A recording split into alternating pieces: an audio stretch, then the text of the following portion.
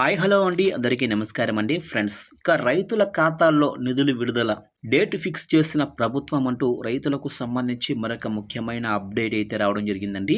అయితే ఇందుకు సంబంధించిన పూర్తి వివరాలు అయితే మన వీడియోలో తెలుసుకుందామండి. వీడియో మాత్రం పూర్తి వరకు చూడండి ఫ్రెండ్స్, అప్పుడే మనకి పూర్తి సమాచారం అయితే తెలుస్తుంది. లేట్ చేయకుండా టాపిక్లోకి వెళ్ళిపోదాము.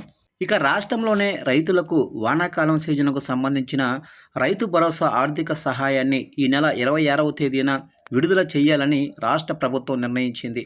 ఈ కార్యక్రమాన్ని ఖమ్మం జిల్లా మదిరాలో ఘనంగా నిర్వహించనున్నారు.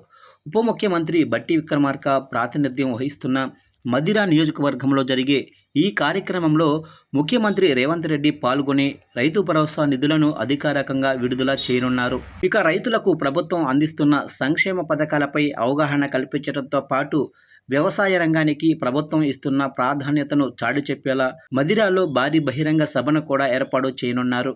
ఈ సభకు పెద్ద సంఖ్యలో రైతులు, ప్రజాప్రతినిధులు, అధికారులు హాజరయ్యే అవకాశమైతే ఉంది.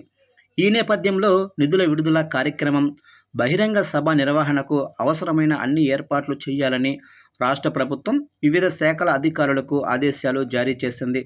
ఖమ్మం జిల్లా కలెక్టర్తో పాటు సంబంధిత శాఖలు సమన్వయంతో కార్యక్రమాన్ని విజయవంతం చేయాలని సూచించింది.